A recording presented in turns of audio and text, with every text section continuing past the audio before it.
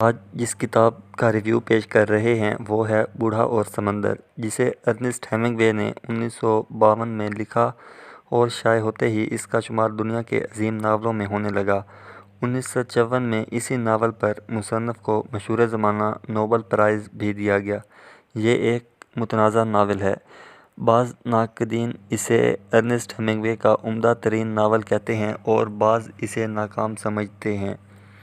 جو نقاد اسے ناکام سمجھتے ہیں ان کا کہنا ہے کہ یہ ناول انسان کی محرومی اور مایوسی کی داستان ہے۔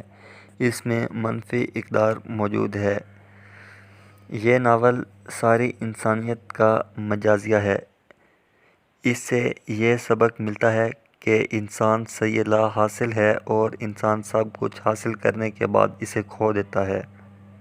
یہ ایک ایسا ناول ہے جس میں انسان اور فطرت کی منہ زور قوتوں کی آمیزش ایک استعارے کے روپ میں سامنے آتی ہے۔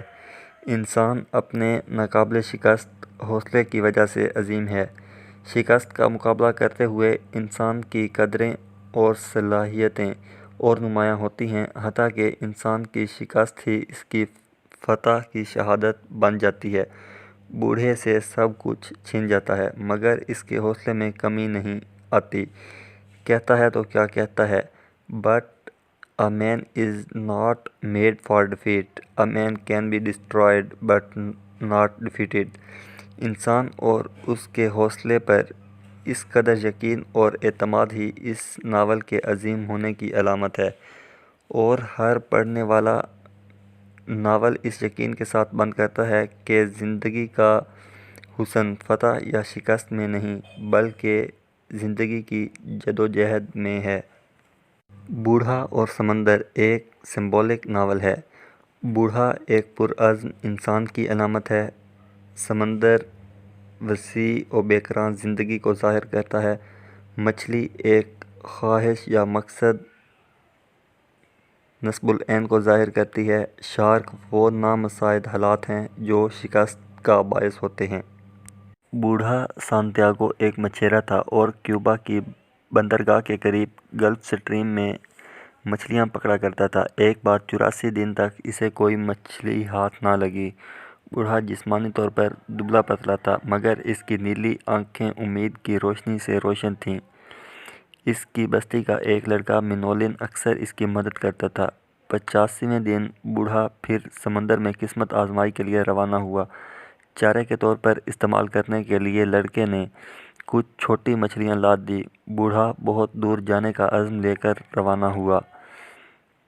کافی دور پہنچ کر اس نے چاروں کانٹوں میں مچھلیاں پروئیں اور کانٹے پانی میں ڈال دیے۔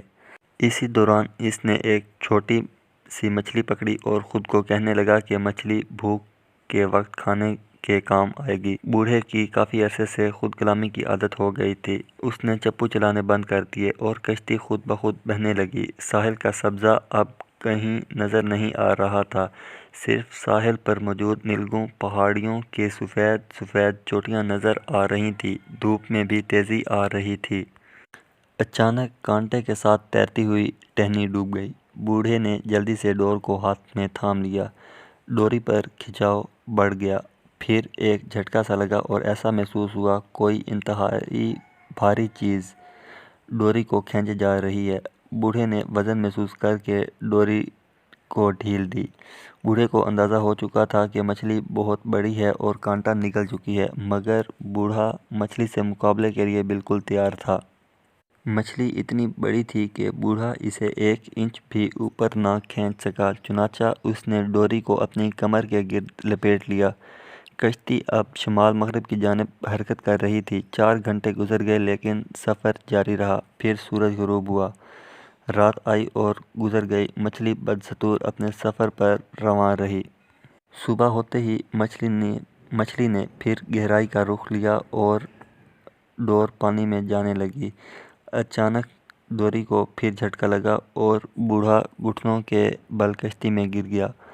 ڈوری والے ہاتھ سے خون بہہ رہا تھا۔ اب بوڑھے کو بھوک لگی تھی۔ اس نے سوچا کل پکڑی ہوئی مچھلی کھا لی جائے۔ زخم کی وجہ سے بوڑھے کا ہاتھ اکڑ گیا تھا۔ اس نے سوچا کاش لڑکا میرے ساتھ ہوتا۔ اس نے سمندر پر نظر ڈالی تو اپنی تنہائی کا احساس ہوا۔ پھر کچھ فاصلے پر اسے مرغابیوں کی قطار اڑتی ہوئی نظر آئی۔ بوڑھے کو یوں محسوس ہوا کہ سمندر میں کوئی انسان کبھی تنہا نہیں ہوتا۔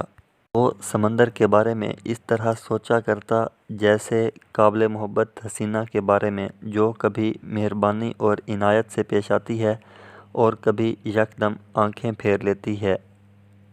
مچھلی ایک بار پانی کی سطح سے بلند ہوئی اور پھر ماہر غوطہ خور کی طرح پانی کے اندر چلی گئی۔ بوڑھے نے سوچا، شاید مچھلی مجھے اپنا عظیم الشان وجود دکھانے کو باہر آئی تھی۔ مچھلی اب آرام سے جا رہی تھی اور اس کے ساتھ کشتی بھی۔ بوڑھا مطمئن ہو کر بیٹھ گیا۔ اب رات ہو چکی تھی۔ آسمان پر ستارے جگمگا رہے تھے۔ ہوا سرد سے سرد ہوتی جا رہی تھی۔ بوڑھے نے ڈوری دائیں ہاتھ میں لے کر دائیں ران کے نیچے دبا لی اور سارا بوجھ دائیں جانب ڈال کر لیٹ گیا اور محو خواب ہو گیا۔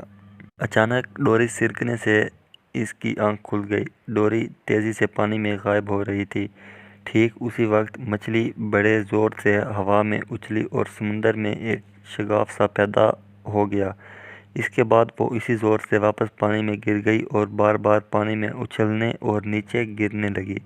بوڑھے نے سوچا، اب اصل مقابلہ شروع ہو گیا ہے۔ مچھلی تھک چکی تھی اور مشرقی سمت پانی کی روح کے ساتھ بہہ رہی تھی۔ اسی طرح رات گزر گئی۔ اب تھکان بوڑھے کی ہڈیوں میں سرایت کر چکی تھی۔ اس کی آنکھوں کے سامنے سیاہ دائرے سے چکر کھانے لگے اور کئی بار بے ہوش ہوتے ہوتے رہ گیا۔ اس نے پانی لے کر سر پر ڈالا اور اس نے زور سے چلا کر اعلان کیا، میں اس مچھلی کے شکار سے ہمت نہیں ہاروں گا اور نہ مروں گا۔ پھر اس نے مچھلی کو مخاطب کیا، اے مچھلی، تو اب اپنی موت کے قریب آ پہنچی ہے، لیکن کیا تو نے مجھے بھی اپنے ساتھ ہی لے کر مرے گی؟ بوڑھا تھک کر چور ہو چکا تھا، مگر اس کے عزم میں کوئی کمی نہ تھی۔ پھر اس نے ساری توانائیاں اور تمام تر قوتوں کو آخری بار مجتمع کیا اور ڈوری کو پورے زور سے کھینچا۔ مچھلی آہستہ آہستہ کھینچی چلی آئی اور کشتی کے قریب تیرنے لگی۔ بوڑھے نے موقع غنیمت جانا، ڈوری کو پیر کے نیچے دبا کر ہاتھ سے نیزہ اٹھایا اور پوری قوت سے مچھلی کے پہلو میں مارا۔ نیزے کی تیزانی مچھلی کے جسم میں اترتی چلی گئی۔ بوڑھے نے اپنا پورا وزن نیزے پر ڈال دیا اور اسے اندر ہی اندر دھکیلنے لگا۔ مچھلی تڑپی، پانی سے ابھری اور ایک بلند و بالا مینار کی طرح ہوا میں معلق ہو گئی۔ اس کے بعد وہ بے بس ہو کر پانی میں گر پڑی۔ مچھلی الٹ چکی تھی۔ بوڑھا جنگ جیت چکا تھا۔ اب بوڑھے کا رخ گھر کی طرف تھا۔ 1 گھنٹے بعد پہلی شارک مچھلی نے دوسری مچھلی پر حملہ کیا۔ 2 گھنٹے بعد پھر کچھ اور شارکیں آئیں اور بوڑھے کے شکار پر حملہ آور ہوئیں۔ اس کے بعد شارکوں کا ایک پورا غول اس مچھلی پر حملہ آور ہوا۔ بوڑھا اس قدر لڑا جس قدر وہ لڑ سکتا تھا، مگر شارکیں تمام تر گوشت کے نوالے نوچ کر لے گئیں۔ بوڑھے کو اپنی مکمل شکست کا احساس ہو چکا تھا۔ جب بوڑھا ساحل پر پہنچا تو روشنیاں بجھ چکی تھیں۔ دن نکلنے کے قریب تھا۔ اس نے کشتی کو ایک چٹان کے ساتھ باندھ دیا۔ 18 فٹ مچھلی کی عظیم دم اوپر کو اٹھی ہوئی تھی۔ گوشت سے خالی ریڑھ کی ہڈی سفید لکیر کی طرح نظر آ رہی تھی۔ باہر ساحل پر مچھیرے حیرت سے بوڑھے کی کشتی اور مچھلی کے عظیم پنجرے کو دیکھ رہے تھے۔ بوڑھے نے دکھی آواز میں کہا، شارکوں نے مجھے شکست دے دی ہے۔ لیکن لڑکے نے کہا، کوئی بات نہیں، تم نے مچھلی سے تو شکست نہیں کھائی۔ اب ہم اکٹھے مچھلیاں پکڑنے جایا کریں گے۔ وہ لڑکا اس بوڑھے ہی کے ساتھ رہنا چاہتا تھا، کیونکہ بوڑھے میں اسے ایک باپ، ایک ہیرو، ایک استاد اور ایک دوست کی خصوصیات بیک وقت ملتی تھیں۔